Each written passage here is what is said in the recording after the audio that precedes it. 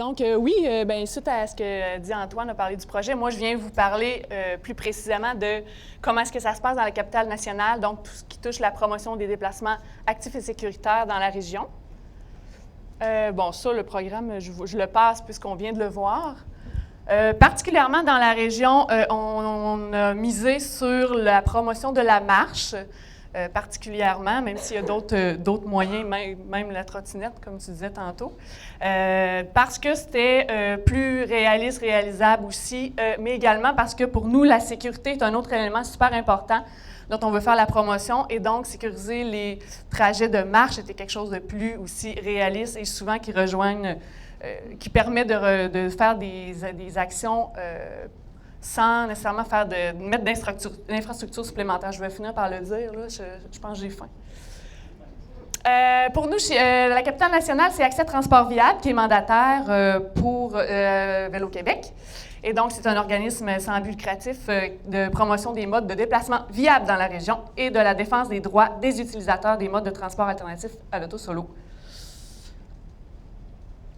Je fais un petit encart au projet pour vous parler de la mobilisation régionale et locale sur les saines habitudes de vie, le poids et la santé, qui se trouve à être notre table intersectorielle régionale. Chez nous, elle a été mise en place dans la région environ en 2004, mais à partir de 2006, là, il y a vraiment eu un travail de priorisation des actions qui a été fait, et donc 4 grandes priorités ont été identifiées, dont les déplacements actifs et sécuritaires. À partir de là, il y a des sous-comités de travail qui ont été formés de différents acteurs qui étaient intéressés par les déplacements actifs et sécuritaires. Donc, on les voit ici, le ministère du Transport, Ville de Québec, la Direction santé publique, Conférence régionale des élus, MRC de Portneuf, C3S, Accès Transport Viable, évidemment, et même d'autres. Et donc, il y a un plan d'action qui a été mis en place, qui a été élaboré, qui combine des activités en fait, là, je parle au passé, qui combinait des activités de communication dans le cadre, par exemple, du mois international Marchons vers l'école ou encore de la semaine des transports collectifs et actifs, mais également des projets concrets, donc le soutien de projets concrets tels que Mon école à pied à vélo / à pied à vélo Ville active. D'autres partenaires ont été mis à contribution, tels que les C3S, en fait, les équipes de prévention-promotion 0530, combinaison prévention dans les C3S.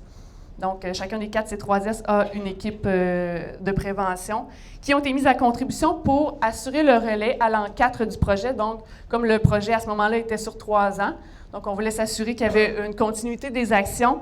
Et donc, c'était ces intervenants qui prenaient le relais auprès des écoles, qui pouvaient assurer un certain accompagnement, un soutien, répondre aux besoins. Depuis 2013, il y a eu beaucoup de choses qui s'est passé. En fait, il y a eu vraiment un dynamisme dans les régions qui a débuté par la tenue d'un forum régional des partenaires sur les saines habitudes de vie qui a eu lieu en janvier 2013. Il y avait au-dessus de 140 partenaires issus de différents milieux communautaires, municipaux, santé, scolaires, etc. Le travail, en fait, cette journée-là servait à identifier les nouvelles priorités d'action. Donc, on voulait dynamiser l'action des partenaires en prévention-promotion, mais également identifier les actions qu'on trouvait, que les partenaires trouvaient prioritaires, sur lesquelles on devait s'attarder, et les déplacements actifs et sécuritaires ont été à nouveau identifiés comme étant prioritaires dans la région. Et il y a eu donc tout un processus de planification stratégique qui a découlé donc, dans tout le courant de l'année et qui tiennent compte donc des déplacements actifs et sécuritaires, entre autres.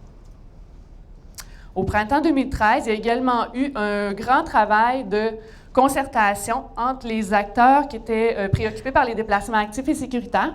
Donc, il y a eu une offre de services concertée qui a été élaborée.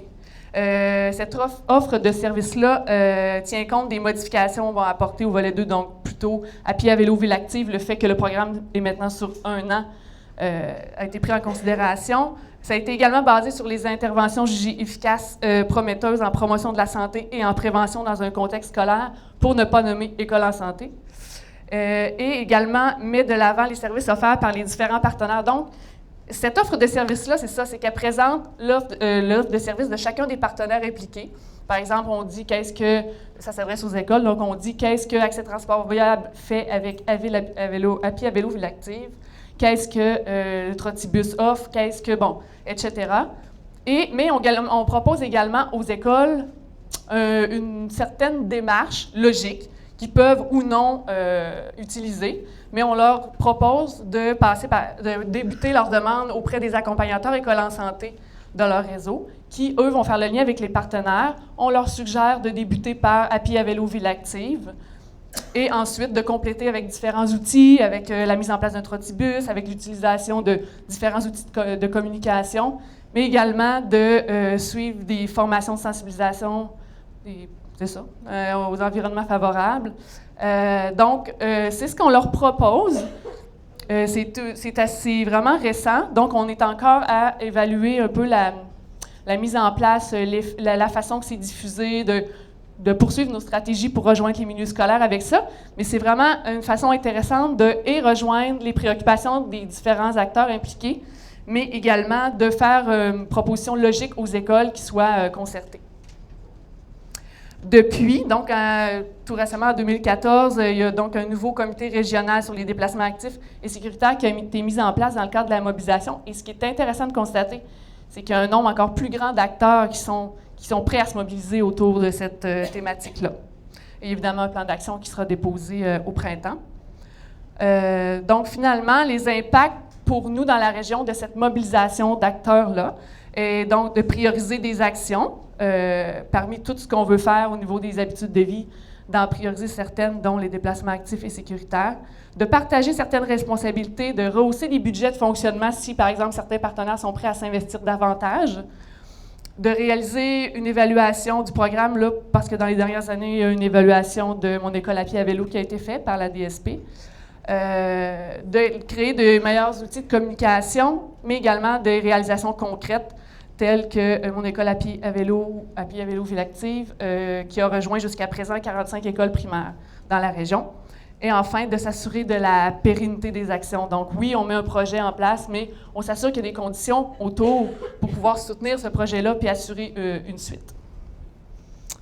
Voilà.